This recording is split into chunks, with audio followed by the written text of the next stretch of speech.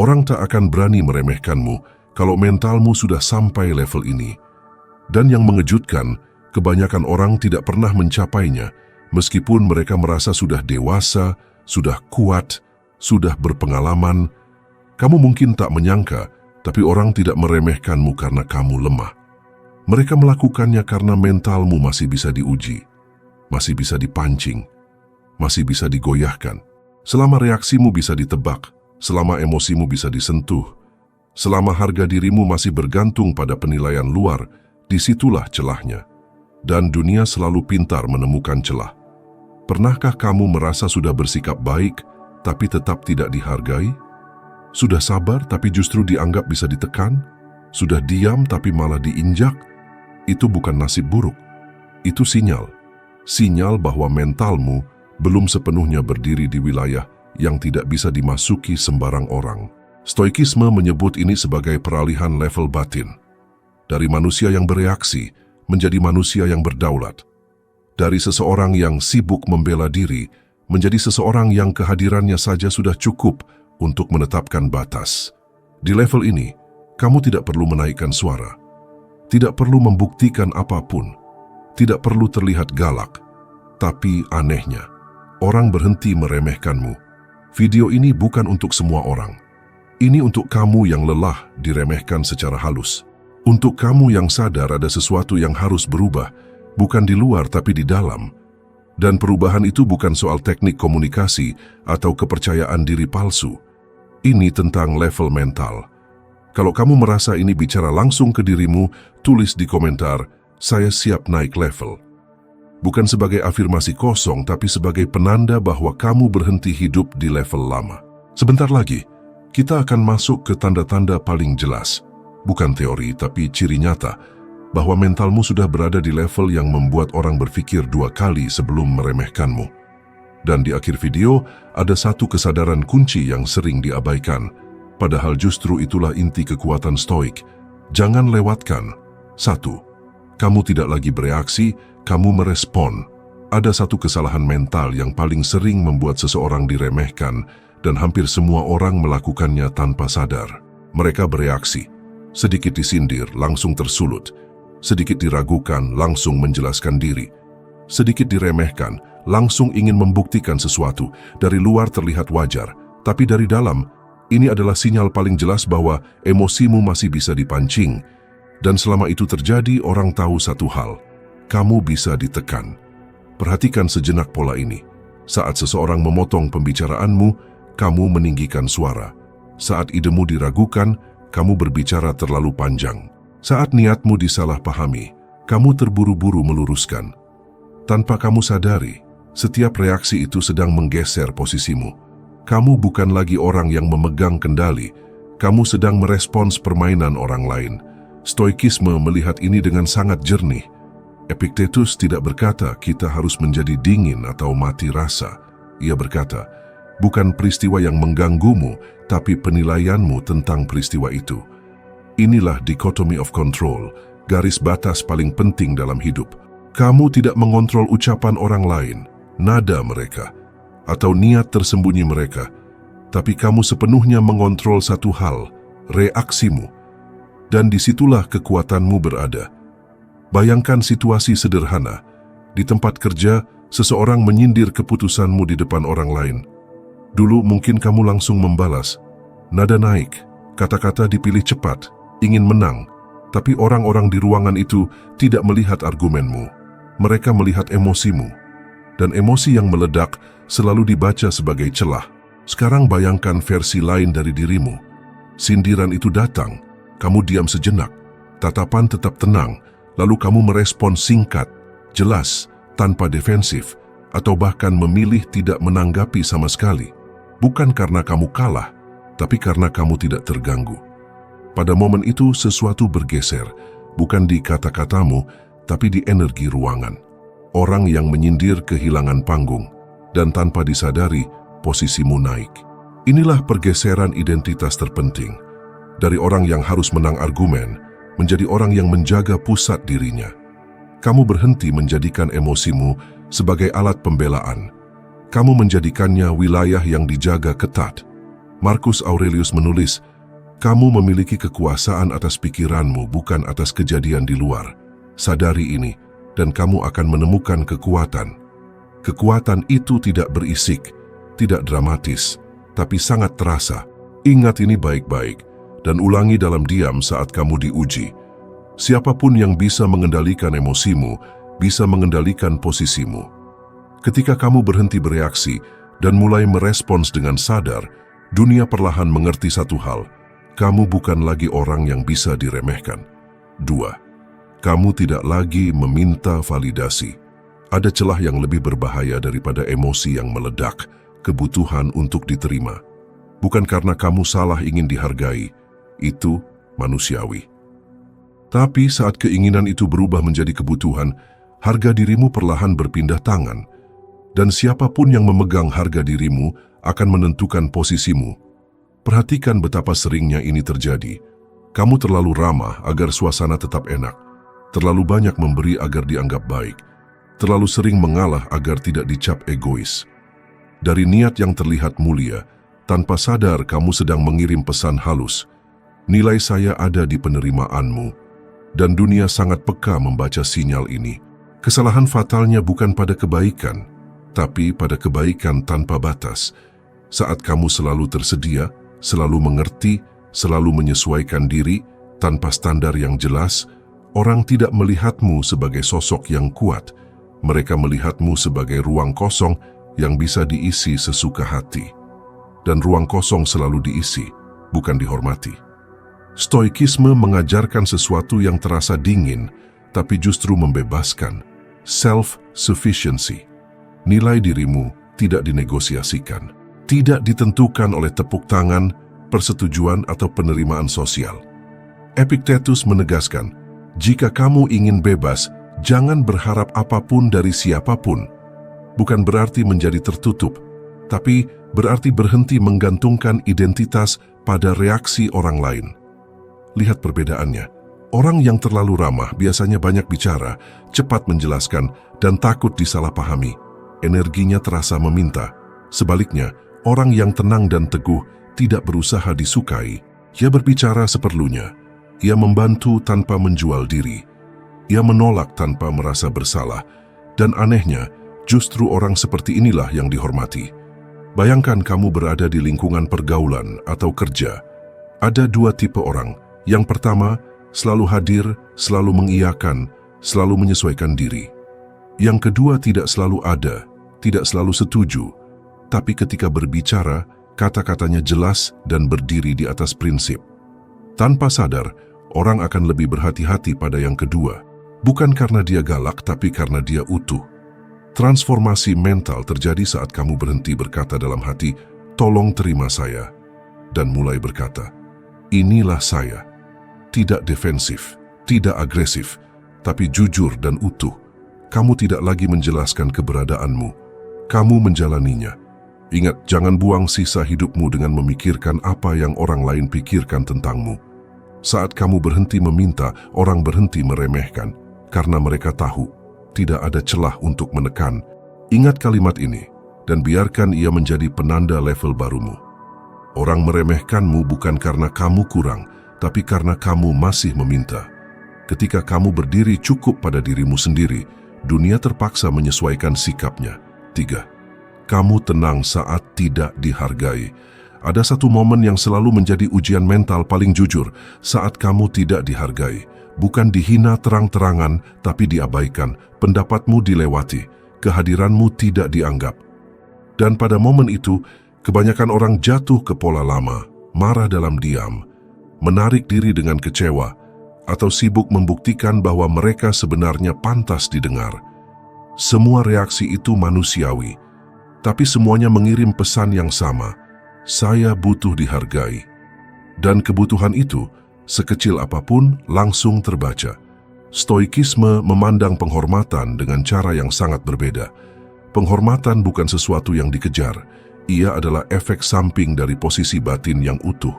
Jangan berharap dipuji oleh orang yang bahkan tidak memuji dirinya sendiri. Artinya jelas, jika kamu menggantungkan ketenanganmu pada penghargaan orang lain, kamu sedang menyerahkan pusat kendali hidupmu. Sekarang perhatikan efeknya di dunia nyata. Di sebuah rapat kerja ada seseorang yang berbicara panjang lebar tapi gelisah. Ia ingin diperhatikan, ia ingin diakui. Lalu ada seseorang lain yang duduk tenang, ia berbicara hanya ketika perlu. Dan ketika pendapatnya dilewati, ia tidak berubah, tidak masam, tidak defensif, tidak tergesa. Anehnya, perhatian perlahan bergerak ke arahnya, bukan karena ia memaksa, tapi karena ketenangannya tidak bergantung pada respon ruangan. Inilah hukum tak tertulis. Ketenangan adalah sinyal kekuasaan batin. Orang yang gelisah menunjukkan bahwa ia sedang mengejar sesuatu. Orang yang tenang menunjukkan bahwa ia sudah berada di tempatnya. Dan manusia secara naluriah menghormati yang kedua. Ketika kamu bisa tetap tenang saat tidak dihargai, sesuatu di dalam dirimu berubah. Kamu tidak lagi mengukur nilai diri dari reaksi orang. Kamu tidak lagi menyesuaikan ekspresi agar diterima. Kamu tidak lagi memainkan peran. Kamu hadir apa adanya, dan kehadiran yang utuh selalu terasa. Di titik ini terjadi pergeseran yang halus tapi menentukan. Kamu berhenti mengejar posisi. Kamu tidak sibuk memastikan terlihat penting. Kamu tidak berebut panggung. Kamu tidak memaksa pengakuan. Dan justru karena itulah, posisi mulai bergerak mendekatimu. Orang mulai mendengar bukan karena kamu meminta, tapi karena kamu tidak goyah. Jika kamu menginginkan rasa hormat, pertama-tama hormatilah dirimu sendiri. Menghormati diri berarti tidak panik saat diabaikan, tidak runtuh saat tidak dipuji, tidak berubah saat tidak diperlakukan istimewa. Pegang kalimat ini dalam diam, terutama saat egomu diuji. Orang yang paling tenang di ruangan seringkali adalah yang paling kuat. Ketika kamu mampu berdiri tenang tanpa penghargaan, dunia perlahan mengerti satu hal. Kamu tidak bisa diremehkan karena kamu tidak lagi bergantung. 4. Kamu bergerak dengan standar, bukan emosi. Ada titik dalam kedewasaan mental di mana kamu sadar. Bukan amarah yang membuat orang segan, tapi batas yang konsisten. Banyak orang terlihat kuat karena mereka keras. Suaranya tinggi, emosinya tajam, reaksinya cepat. Tapi kekuatan seperti itu rapuh. Ia hanya bekerja selama emosinya menyala. Setelah itu batasnya hilang. Pola yang lebih umum dan lebih berbahaya adalah kebiasaan berkata ya, padahal batinmu berkata tidak. Kamu mengiyakan permintaan yang melelahkanmu. Kamu menerima perlakuan yang sebenarnya melanggar nilai dirimu. Kamu menunda keberanian menolak karena takut dianggap sulit. Dari luar terlihat fleksibel, tapi dari dalam kamu sedang menggerus standar hidupmu sendiri. Dan dunia membaca ini dengan sangat cepat. Orang tidak melihatmu sebagai pengertian. Mereka melihatmu sebagai mudah digeser. Stoikisme berdiri di sisi yang berlawanan. Bukan emosi yang menjadi kompas, tapi virtue, nilai dan prinsip yang tidak berubah hanya karena suasana hati atau tekanan sosial. Marcus Aurelius menulis, "Jika itu tidak benar, jangan katakan. Jika itu tidak baik, jangan lakukan." Prinsip ini sederhana tapi efeknya dalam. Tindakanmu tidak lagi reaktif. Ia menjadi konsisten. Bayangkan situasi yang sering kamu alami. Seseorang meminta bantuan di waktu yang tidak tepat. Dulu mungkin kamu mengiyakan sambil menahan kesal, lalu energi menurun, lalu muncul penyesalan.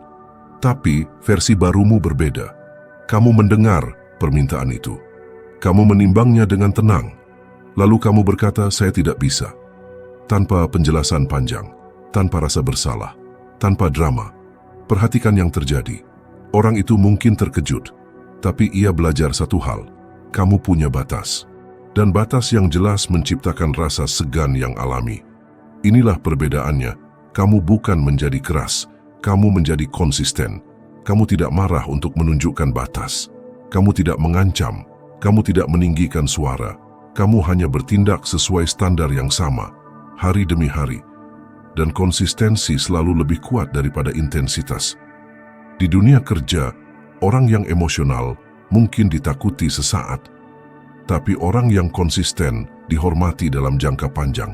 Di pergaulan, orang yang meledak-ledak mungkin diperhatikan, tapi orang yang punya batas jelas diperlakukan dengan lebih hati-hati. Epictetus berkata, "Pertama katakan pada dirimu siapa dirimu, lalu lakukan apa yang harus kamu lakukan. Saat kamu tahu siapa dirimu, menolak tidak lagi terasa seperti konflik. Ia hanya keputusan. Ingat ini dan biarkan ia menjadi standar hidupmu. Batas yang tenang lebih ditakuti daripada amarah yang meledak. Ketika tindakanmu digerakkan oleh prinsip, bukan emosi, orang berhenti mencoba melewatimu. Mereka tahu di hadapanmu tidak semua hal bisa dinegosiasikan. 5. Kamu tidak perlu menunjukkan kekuatanmu. Di level mental tertinggi, ada satu hal yang menghilang dengan sendirinya. Kebutuhan untuk menunjukkan kekuatan. Kamu tidak lagi ingin terlihat dominan, tidak lagi ingin menang argumen, tidak lagi ingin orang tahu betapa kerasnya kamu bertahan. Dan justru disitulah kekuatanmu menjadi paling terasa. Orang yang masih rapuh selalu ingin terlihat kuat. Mereka meninggikan suara, memamerkan pencapaian, menunjukkan ketegasan secara berlebihan, bukan karena mereka berkuasa, tapi karena mereka ingin diyakinkan oleh orang lain dan oleh diri mereka sendiri. Stoikisme melihat ini dengan jujur. Apa yang perlu ditunjukkan berarti belum sepenuhnya dimiliki. Marcus Aurelius menyebut kekuatan sejati sebagai inner citadel, benteng batin yang tidak bisa ditembus oleh pujian maupun hinaan. Benteng ini tidak terlihat, tidak bisa dipamerkan, tapi dampaknya nyata. Ketika kamu sudah membangunnya, dunia berhenti menjadi ancaman. Penilaian orang lain tidak lagi menentukan arah langkahmu. Perhatikan bagaimana kekuatan ini bekerja di ruang sosial. Selalu ada satu figur yang jarang bicara. Ia tidak mendominasi diskusi, tidak memotong, tidak terburu-buru memberi pendapat. Tapi saat ia berbicara, ruangan hening. Orang mendengar. Bukan karena ia memaksa perhatian, tapi karena kehadirannya penuh, tidak terpecah, tidak mencari pengakuan. Itulah integrasi dari semua level sebelumnya. Kamu tidak bereaksi, emosimu utuh. Kamu tidak meminta validasi, identitasmu berdiri sendiri. Kamu tenang saat tidak dihargai, posisi batinmu stabil. Kamu bergerak dengan standar, tindakanmu konsisten. Semua itu membentuk satu hal yang tidak bisa dipalsukan. Presence. Presence bukan tentang karisma, bukan tentang aura mistis. Ia lahir dari ketenangan yang tidak membutuhkan apapun dari luar. Saat kamu duduk, kamu hadir sepenuhnya. Saat kamu diam, tidak ada kegelisahan. Saat kamu bertindak, tidak ada keraguan yang harus dijelaskan. Epictetus berkata, jangan jelaskan filosofimu, jalani. Di titik ini, kamu berhenti menjelaskan diri. Kamu berhenti membela pilihanmu. Kamu berhenti memberi alasan mengapa kamu berbeda. Kamu hanya hidup sesuai prinsipmu, dan dunia menyesuaikan diri. Inilah sebabnya orang tidak lagi berani meremehkanmu. Bukan karena kamu terlihat mengancam, tapi karena tidak ada celah. Tidak ada reaksi yang bisa dipancing. Tidak ada validasi yang bisa ditahan. Tidak ada emosi yang bisa diputarbalikkan. Kamu utuh.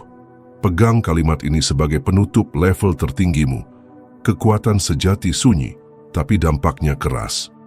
Saat kamu tidak lagi perlu menunjukkan siapa dirimu, dunia akhirnya melihatmu dengan jelas. Sekarang kamu bisa melihat gambaran utuhnya. Ini bukan satu trik, bukan kalimat cerdas, bukan teknik komunikasi yang dipelajari lalu dipamerkan. Ini level mental, cara kamu berdiri di dalam dirimu sendiri. Saat tidak ada yang melihat, tidak ada yang memuji, dan tidak ada yang membela. Ketika kamu berhenti bereaksi, berhenti meminta, tetap tenang saat diabaikan, bergerak dengan standar, dan tidak lagi perlu menunjukkan kekuatan, disitulah identitasmu menyatu. Kamu tidak lagi memainkan peran, kamu tidak lagi menyesuaikan diri agar diterima. Kamu hadir utuh tanpa tergesa, tanpa pembelaan, dan di titik itu, sesuatu yang halus tapi pasti terjadi. Orang berhenti mengujimu, berhenti mendorong batasmu, berhenti meremehkanmu. Bukan karena kamu berubah menjadi keras, tapi karena tidak ada celah. Dunia selalu mencari celah. Saat tidak menemukannya, ia mundur dengan sendirinya. Inilah realisasi yang jarang disadari orang. Saat kamu berhenti bisa diremehkan dari dalam. Dunia kehabisan cara untuk melakukannya dari luar. Kamu tidak perlu menuntut dihormati. Kamu tidak perlu mengumumkan perubahanmu. Kamu cukup menjalaninya dalam diam, dalam konsistensi, dalam ketenangan, dan itu cukup lebih dari cukup. Jika hari ini ada satu hal yang kamu bawa pulang, biarlah ini. Bangunlah mentalmu bukan untuk mengalahkan dunia, tapi agar dunia tidak lagi bisa menggoyahkanmu.